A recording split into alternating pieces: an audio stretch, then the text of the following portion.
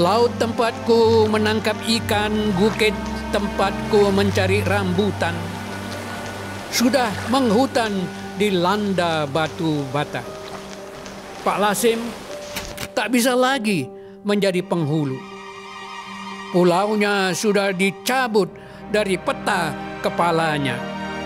Anak buah sudah terdampar di batu bata dan pasir-masir hangat.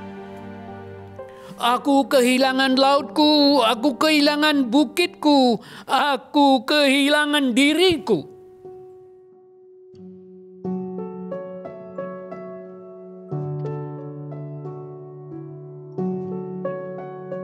Saya merasa kekecewaan apabila Singapura dikeluarkan. Pada waktu itu kami sedang ada mesyuarat bulanan. Radio terus sambung menyambung, mengulang-ulangi tentang hal Singapura dikeluarkan. Pada masa Singapura di dalam Malaysia, semangat penulis dan semangat orang ramai sudah begitu berkobar-kobar bahwa bahasa Melayu akan menjadi satu bahasa yang besar di Persekutuan Tanah Melayu. Bahasa yang kuat menimbulkan sastra yang kuat, dan sastra yang kuat akan menimbulkan kesedaran kepada bangsa khalayak. Tanpa bahasa, sastra tidak boleh bergerak. Bahasa adalah kenderaan yang membawa sastra ke mana-mana.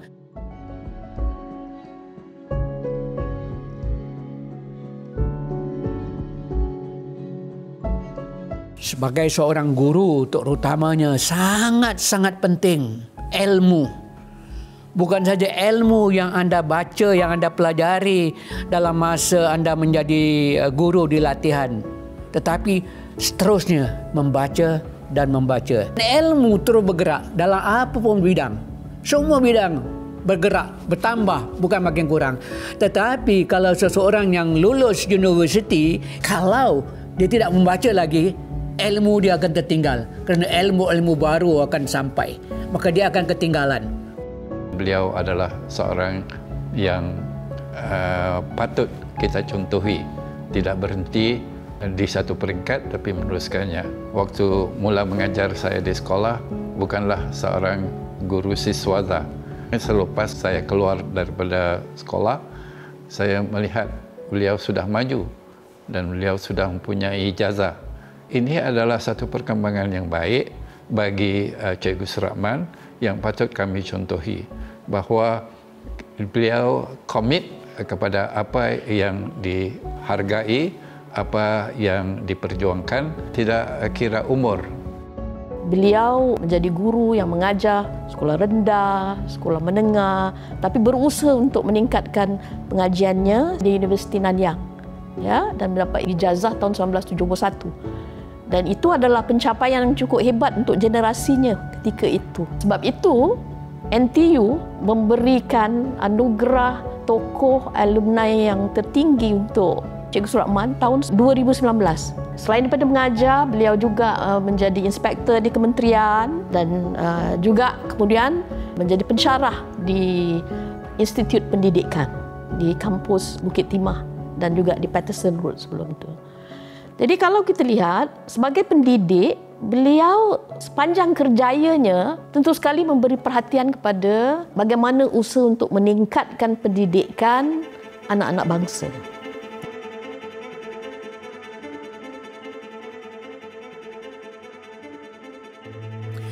Sebagai guru di NIA, ya, itu lagi satu tingkat.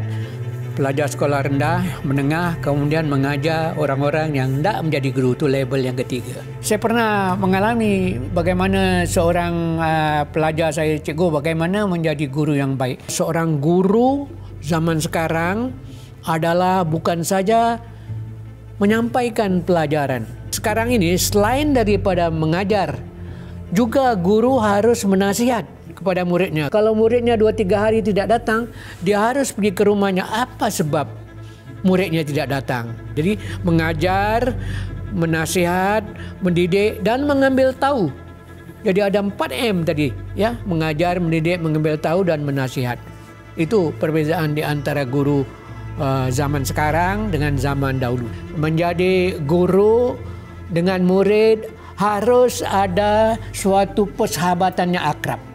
Bila satu orang bersahabat dengan seorang lain cukup akrab, maka kesusahan akan menjadi mudah dibantu oleh orang yang senang. Yang susah akan dibantu oleh orang yang senang akan dibantu oleh orang yang susah. Beliau masih mempunyai hubungan yang baik dengan saya dan rakan-rakan seangkatan saya. Kami bekas pelajar dari Sekolah Menengah Pasir Panjang telah beberapa kali mengadakan pertemuan-pertemuan. Cikgu Surahman adalah orang yang paling responsif sekali.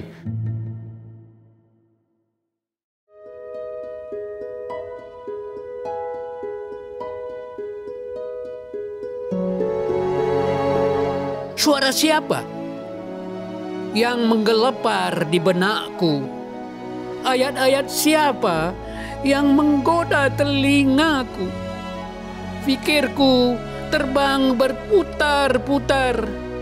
Aku mencakar-cakar dengan hatiku, mencari potret istri yang hilang. Pemergian ibu saya yang tidak diduga adalah suatu kehilangan besar bagi keluarga saya, adik-beradik saya dan ayah saya juga. Kehilangan daripada kematian itu menimbulkan, tadi saya katakan bahwa apa artinya hidup, apa artinya mati. Tahun 1987 berlaku satu tragedi besar dalam kehidupan Cikgu Surahman. Isteri beliau, almarhumah Cikgu Sairah Taris, mendapat kemalangan di langgar kereta tidak jauh daripada rumahnya sehingga meninggal dunia. Perkara yang sulit untuk saya lupakan tentang isteri saya adalah sebagai suami isteri yang akrab, yang di mana kita ada, dia gitu ada. Dia bukan penulis, tapi kalau saya bentukkan tulisannya itu, dia berkata, di mana dia ada, saya akan dibawa. Dia menyampaikan sesuatu tentang apa yang ada di dalam hatinya melalui angin yang bicara kepada kita. Jadi saya ambil pula kata-kata itu dan saya gambarkan dalam satu puisi. Cintaku jauh di pulau, dia tinggal di pulau belakang mati. Saya gambarkan balasan saya bahwa saya ada di kamar Anda. Artinya bayang-bayang saya terus ada di dekat Anda, di bayang Anda, di kamar Anda.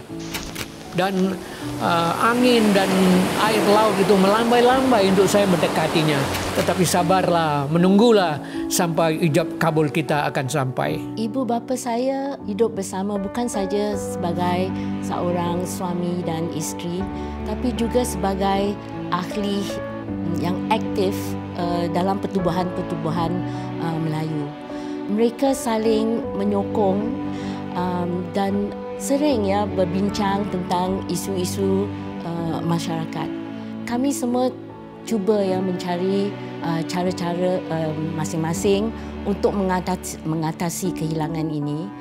Dan bagi ayah saya tidak menghairankan dia memilih atau caranya ialah melalui penulisannya. Dan tidak menghairankan juga tema-tema berubah. Di dalam tulisan-tulisan saya sebelum itu tidak pernah saya singgung tentang soal hidup dan mati. Ketika dia meninggalkan saya seorang, saya sangat hilang semacam panduan. Kerana dia adalah orang yang terdekat dengan saya dan tiba-tiba dia meninggal kerana kemalangan kereta di depan rumah. Bukan kerana sakit, mungkin kalau sakit lama.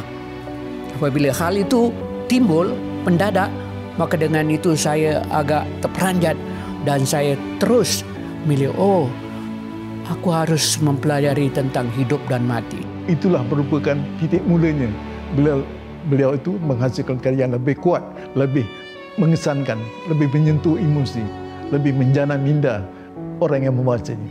Maka itulah saya katakan, apa artinya hidup? Apa artinya kematian? Menjadi motif atau visi yang kekal bagi saya di samping keadilan sebagai satu visi yang paling utama.